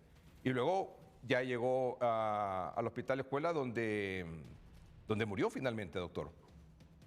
Sí, mire, hay que ver si se le hizo el diagnóstico adecuado de ese problema que tenía. Si usted se fija, y vamos a elucubrar porque no sabemos la historia clínica, ella se le hizo una abdominoplastía unos meses antes. ¿Por qué presenta ese dolor en la parte de atrás de la cabeza y en la nuca? Hay que ver si en la anestesia original, donde se le practicó la abdominoplastía a la paciente, no la hicieron con una anestesia raquídea y quedó fugando líquido cefalorraquídeo de ese espacio que da dolor precisamente en la región cervical y en la cabeza, aún de manera crónica. No a todos los pacientes se les cede esta cefalea. Entonces, vamos a elucubrar que partimos de un diagnóstico que no es el correcto, y además se hace un procedimiento de tipo invasivo en la región posterior del cuello que solo personas expertas como los anestesiólogos deben de hacer. Desconocemos quién hizo esa infiltración. No están permitido que personas que no sean especialistas hagan este tipo de actos tan invasivos. Ahí, esa región, y lo puede decir la doctora como patóloga, hay una serie de órganos y una serie de estructuras que pueden provocar reflejos vagales, puede provocar caída brusca de la presión arterial, puede provocar un colapso cardíaco, y si usted no hace la reanimación oportuna o el cuerpo no responde, generalmente el desenlace es fatal. Entonces también puede lesionar otro tipo de situaciones. Entonces aquí la autopsia nos va a decir qué fue lo que pasó. O sea, realmente es un procedimiento que a mi gusto no está siendo practicado hasta donde yo veo por una profesional de la anestesiología. Eso tendrá que ver, y ahí vamos al tema de origen del programa. ¿Por qué se realizan actos en clínicas que no tienen la competencia? O sea, ese es el problema que estamos aconteciendo en nuestro país. Doctor Eduardo Velázquez, su opinión.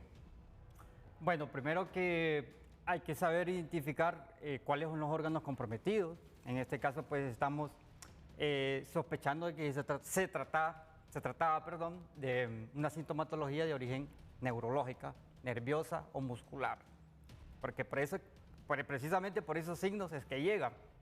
Entonces, se hace tal procedimiento médico y realmente ante estas circunstancias, la chef Sandra Díaz desarrolla una sintomatología en un lapso de tiempo de 24 horas y en ese mismo tiempo fallece.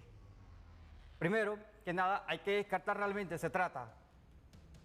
tenía una enfermedad ella para producirse una muerte súbita en ese lapso de tiempo, o realmente estamos ante un infecto, una intoxicación aguda, o tercero, estamos asumiendo que se trata posterior al procedimiento que se practicó en esta clínica.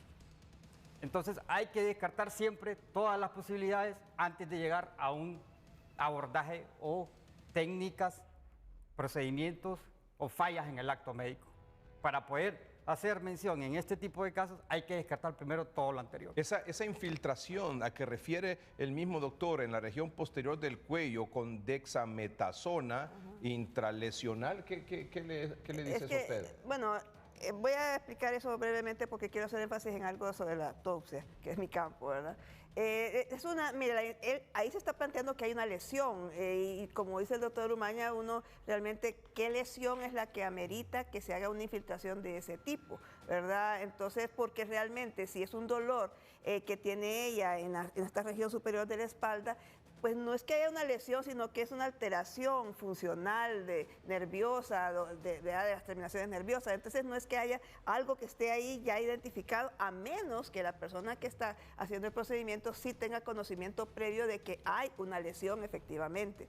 Ahora, yo quiero aclarar algo. Miren, sí está hablando mucho de que la autopsia va a dar las respuestas, pero realmente las autopsias dan respuesta, ya sea que sean autopsias clínicas o forenses, cuando hay un antecedente documentado previo que se le proporciona al patólogo para que él dirija y haga énfasis en aquellos órganos en el que se supone que hay un tipo de alteración y que pueden dar luz de qué es lo que pasó realmente. Entonces, la autopsia realmente va a ser muy efectiva en este caso en la medida en que también haya suficientes datos previos a ese procedimiento, en el procedimiento y también en las circunstancias en que quedó establecido el tránsito de la paciente al hospital escuela. Pero, ¿ve normal usted esa aplicación de la dexametasona así, en esa manera? Pues mire, el doctor Umaña le puede decir, ellos hacen ese tipo de infiltración. Claro, pero imagine, el doctor está hablando de un anestesiólogo. Exactamente, ¿verdad? Entonces ese es el punto, ¿verdad? Que eso es lo que tiene que ya investigar la parte forense, ¿verdad?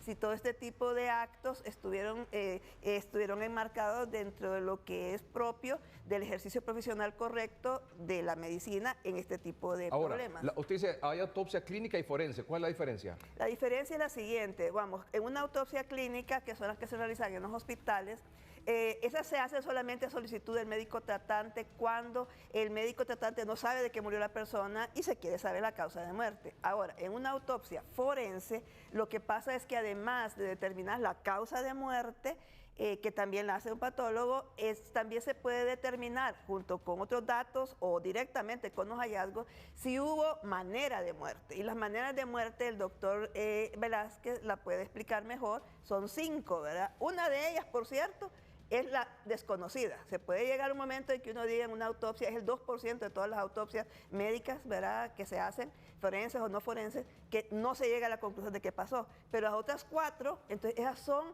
las que son médico-legales, son causas de muerte que se unen a las circunstancias y que después en un juicio, ¿verdad?, ya pueden estimar y unirla con las circunstancias de testigos, de evidencias, de otras pruebas que no solo son la autopsia. Doctor Velázquez, la autopsia que salga de la Dirección de Medicina Forense del Ministerio Público nos va a decir si ella murió o no murió por la aplicación de esos medicamentos y en la forma como se hizo.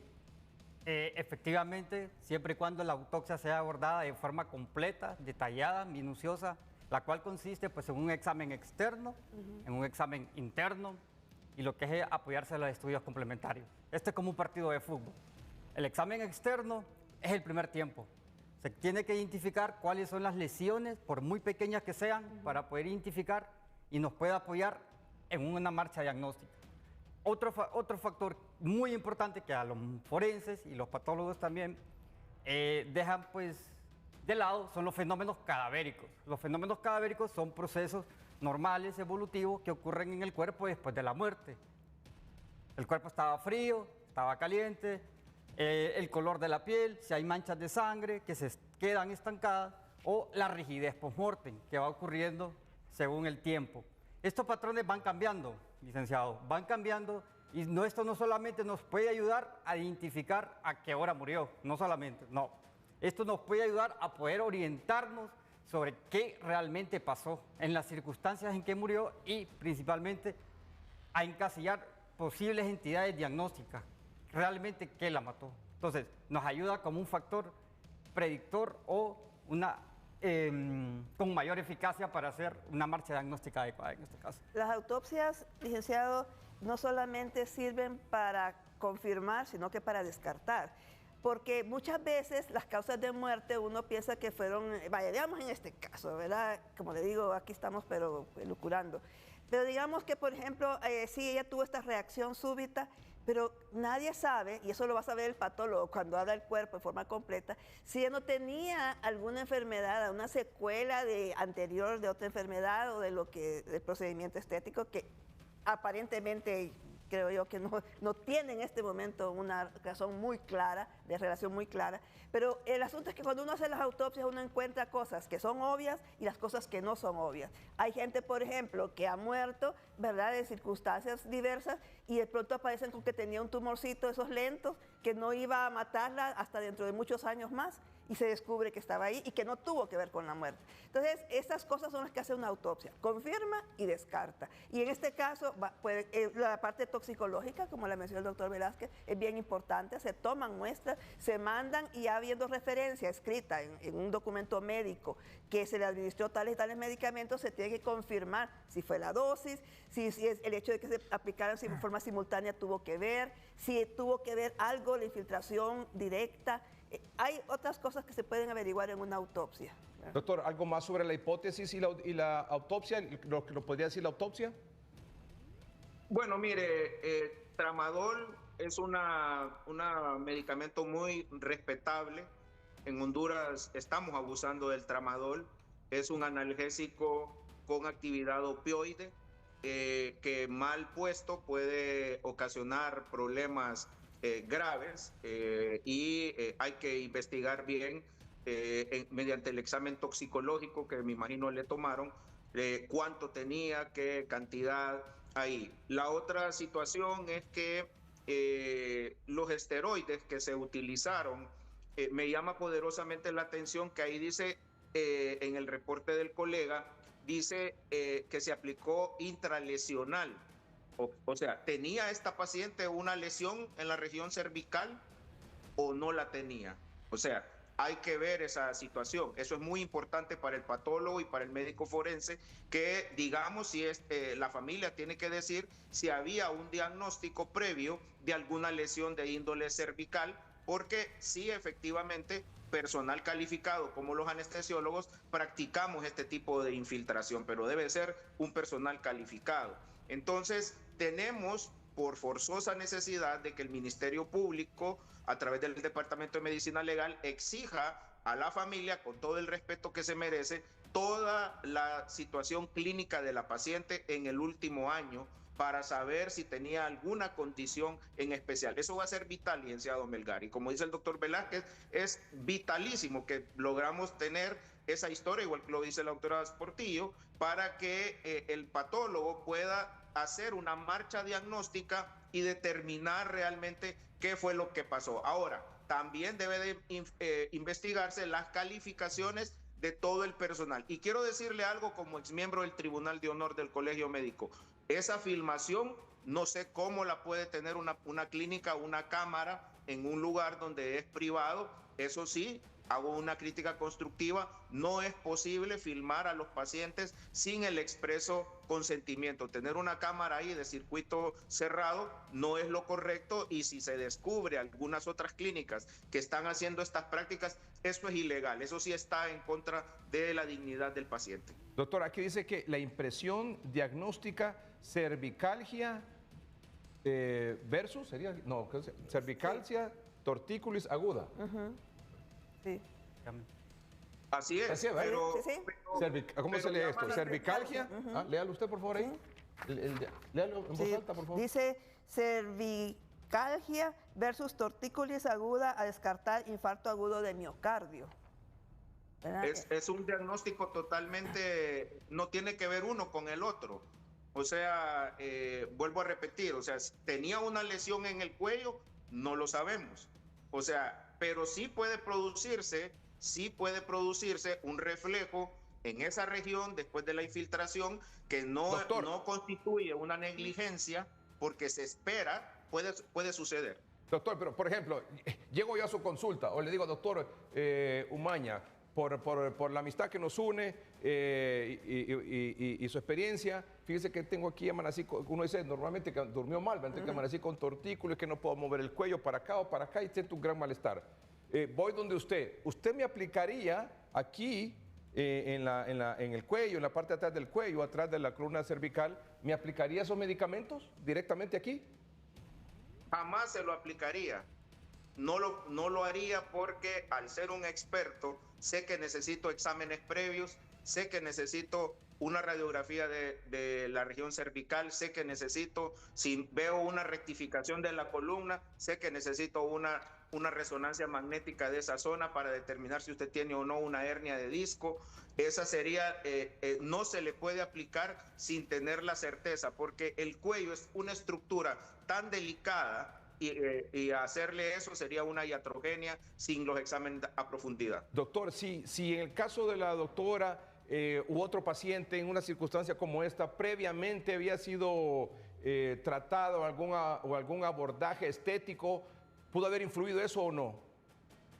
No, la cirugía es demasiado lejana. Mi única hipótesis se estriba en lo siguiente: si en esa cirugía que le hicieron una abdominoplastía, le hicieron una anestesia raquídea y esta persona mantuvo un dolor por mucho tiempo y luego se le exacerbó, eso puede ser consecuencia de la anestesia original, pero no constituye una negligencia de la persona que practicó la primera anestesia.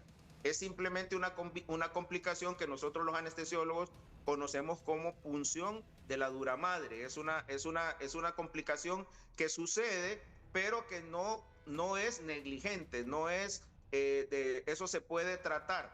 Pero si esto se quitó, póngale que la paciente la operaron hace, dice ahí 6 o 8 meses, la operaron.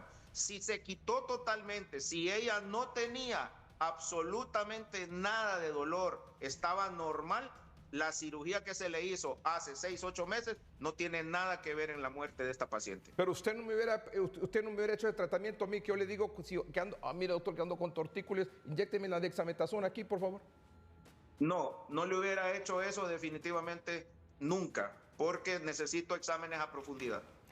Es que, licenciado Melgar, lo que nuestra audiencia debe de entender es que cada procedimiento que se va a hacer, así especialmente esto en sitios que no son los usuales y son realizados incluso por especialistas con mucha experiencia, requieren de un estudio más profundo en general de las personas. Ahora, en este caso no tenemos mayores datos, ¿verdad?, de qué otras posibilidades de origen de ese dolor. Pero esa aplicación, doctor, pero por ejemplo, es una hipótesis, ¿verdad? Si estamos hablando, analizando sin tener, por ejemplo, el resultado de la autopsia, hablé con la doctora de medicina forense, la responsable de la dirección, y dijo que todavía no estaba ¿Cuánto tiempo puede tomar esta autopsia?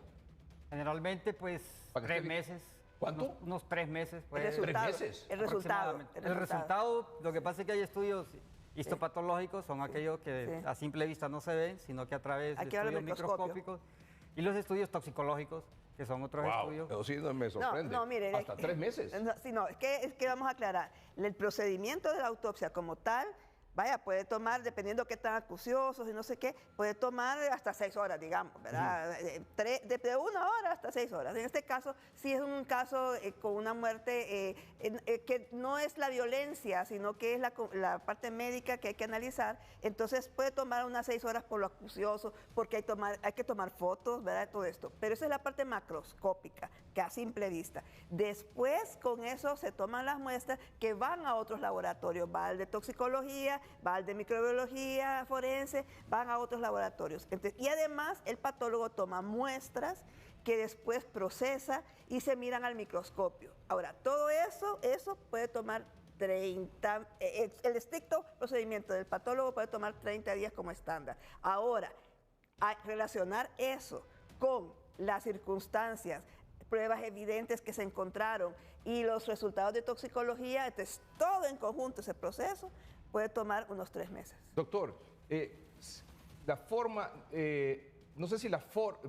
puede ser la forma, el momento de manipular, dónde y qué fue lo que se le aplicó. ¿Le pudo haber provocado la muerte? Sí, sí puede ser posible. Yo veo ahí, mire, ese procedimiento que están haciendo ahí es altamente complicado. No veo un equipo de resucitación ahí. Esa zona que lo están haciendo en un lugar que a mi gusto no es el correcto. Y aquí yo no le estoy echando culpa a nadie, yo solamente estoy observando un video. Ahí está haciendo un bloqueo prácticamente de una zona, y todos los anestesiólogos, cuando realizamos un bloqueo, tenemos al menos una máquina de anestesia a la par, con fuente de oxígeno, o un ambú, tenemos laringoscopios, tenemos tubos orotraqueales. No podemos hacer un procedimiento en esas condiciones que está haciéndose eso ahí. O sea, no hay, porque si sucede una complicación, un reflejo, un colapso del sistema cardiovascular, o sucede un problema respiratorio, porque esa es una zona que tiene muchos nervios que pasan por ahí, ¿cómo lo revivimos si no tenemos los aparatos? Entonces, esa inobservancia del lugar donde se hace este tipo de procedimientos, sí es importante establecer que no se ven las condiciones adecuadas para realizar ese procedimiento ahí. Tremendo, ¿verdad, doctor? Tremendo. Sí. Vamos a un corte comercial, ya volvemos. Ahora, junto con el doctor Umaña, la doctora Silvia Portillo y el doctor Eduardo Velázquez, en estos 7 minutos que nos quedan del programa, la reflexión sobre lo que anunció el doctor, que era finalmente el objetivo del programa, por supuesto. Porque en el programa no hemos hablado ni a favor de que esto pasó o de que esto no pasó, sino que en base al video, algunas hipótesis de lo que pudo haber ocurrido. Pero nadie está condenando, ni juzgando, ni señalando responsables. Eso que quiero que quede claro, pero sí nuestros invitados han dado desde su experiencia, desde su conocimiento, las opiniones que han vertido esta noche sobre las hipótesis de lo que pudo haber ocurrido. Pero aquí, finalmente el mensaje al que refería el doctor Umaña, una distinguida televidente. Dice: sugiero respetuosamente que se genere conciencia en la población sobre el intrusismo. En la actualidad se ha extendido la práctica de que en salones de belleza, clínicas estéticas y hasta en gimnasios se hacen procedimientos que solo pueden practicarlos los médicos especialistas en dermatología y otras especialidades que estén inscritos debidamente en el Colegio Médico de Honduras. Hoy día muchas personas con un simple cursito de días o semanas están realizando procedimientos estéticos que solo pueden realizar los médicos dermatólogos o especialistas en la rama. Su mensaje, doctor, en ese sentido. Sí, y muchas gracias, agradeciendo como siempre a 3030 la oportunidad que me da de la reflexión final. Quiero decirle algo, como ex miembro del Tribunal de Honor, quiero explicarle bien a la población que el Colegio Médico no es el ente encargado que regula las clínicas médicas en nuestro país. Esa es el ARSA, es la Secretaría de Regulación. Perdón, doctor, perdón. Quería hacer una acotación sobre eso. Hablé con el director del ARSA y me dijo que ellos regulaban el tema de los medicamentos y que el señor del ARSA me dijo también que los medicamentos que se habían utilizado eran medicamentos... Sí, lícitos, correctos. ¿Perdón? Correctos, o sea, son de libre... O sea, lícitos, sí, digamos. Lícitos, sí. De venta lícita, ¿verdad? Sí. Eso. Pero que quien regulaba eso de los permisos, la licencia para las clínicas, doctor, para que funcionen o no, es la Dirección de Vigilancia del Marco Normativo de la Secretaría de Salud. Así es, ¿verdad, doctor Velázquez? Así es. Es la Dirección de Vigilancia de Marco Normativo de la Secretaría de Salud. Permítame. Y hablé con la directora de la Dirección de Vigilancia de Marco Normativo de la Secretaría de Salud para invitarla al programa y me dijo, y tiene razón, eventualmente nos van a pedir a nosotros nuestra opinión sobre lo que sucedió en este caso, si tenía o no tenía licencia para hacer estos procedimientos o no. O sea que quien controla esas clínicas, según me informó el señor del ARSA y me lo confirmó la directora de Vigilancia del Marco Normativo de la Secretaría de Salud, son ellos los que se encargan de la operatividad o de las licencias o de cómo funcionan estas clínicas, doctor. Sí, o sea, hicieron un cambio hacia esa situación, pero el ARSA tiene que controlar los medicamentos también que se están poniendo en las clínicas. Entonces es una combinación, porque iba yo a terminar en eso. ¿Quién certifica a las clínicas? La oficina de la que usted acaba de mencionar. Sí. ¿Quién tiene que pedir las credenciales? Son ellos. No es el colegio médico que realiza eso. El colegio médico únicamente da la certificación del ejercicio de la profesión. Solo hay dos especialidades, dos sociedades que el colegio médico reconoce, que es la Sociedad de Dermatología y la Sociedad de Medicina Plástica y Reconstructiva. El resto de las profesiones que están haciendo intrusismo en el gremio médico no están reguladas por el colegio médico. ¿Cuál es su mensaje para las autoridades y también para la población que acude a esas clínicas, doctor? Que deben de, en primer lugar, a la población, fíjese bien en manos de quien coloca su vida. Cualquier procedimiento, por una inyeccioncita que sea, de esas que ponen en la barriguita para bajar la grasa, de esas que ponen ahí, cualquier procedimiento le puede causar la muerte a usted. No existe un procedimiento 100% inocuo. Por lo tanto, usted, querido televidente, esta noche, usted va a una clínica y usted no mira que esa persona está certificada por la Secretaría de Salud o no tiene las credenciales, eso es intrusismo de la profesión médica y eso puede ser mortal en alguno de los casos. Segundo, Secretaría de Salud, marco normativo, debe de urgencia establecer operativos en todas las clínicas médicas para establecer gimnasios, clínicas de tratamiento de la piel, centros de masaje, porque en todos estos lugares están haciendo este tipo de procedimientos invasivos que no tienen esto. Y tercero, clínicas que hagan, aún de los colegas, tienen que tener los instrumentos necesarios para una reanimación cardiopulmonar en el caso de que exista una complicación. Doctor, le agradezco mucho su opinión y su participación esta noche aquí en el programa. Muchas gracias, doctor. Buenas noches. Gracias, doctor Carlos Umaña. Su cierre, en una frase, por favor. Bueno, dos cosas, licenciado. No se puede en una frase. Dos cosas. Entonces, dos frases. Una es que las personas tienen que saber que de las autopsias son procedimientos serios, científicos, que Muy bien. aportan evidencia y que no hay que ponerse rebelde cuando dicen le van a hacer una autopsia. La autopsia debe aportar muchísimo sobre la situación, ¿verdad? Gracias. Doctor Velázquez, una frase para cerrar. Bueno, sería prácticamente como un consejo, hacer una correlación adecuada de la sintomatología clínica, del examen externo, el examen interno durante una autopsia, ya que el médico forense es la única persona capaz de poder entender el funcionamiento del cuerpo en vida y el proceso que ocurre después de la muerte. Es decir, conocer los procesos químicos que ocurren en vida y los procesos químicos de la muerte. De esta forma se puede hacer una integración y poder llegar a una conclusión con una causa de muerte ordenada, metódica, para poder descartar enfermedades naturales, descartar intoxicaciones y descartar en todo caso secundario un procedimiento, sin además descartar también cualquier proceso que pueda implicar un homicidio o un suicidio. Gracias, doctor. Gracias a usted por su atención. Buenas noches y que estén bien.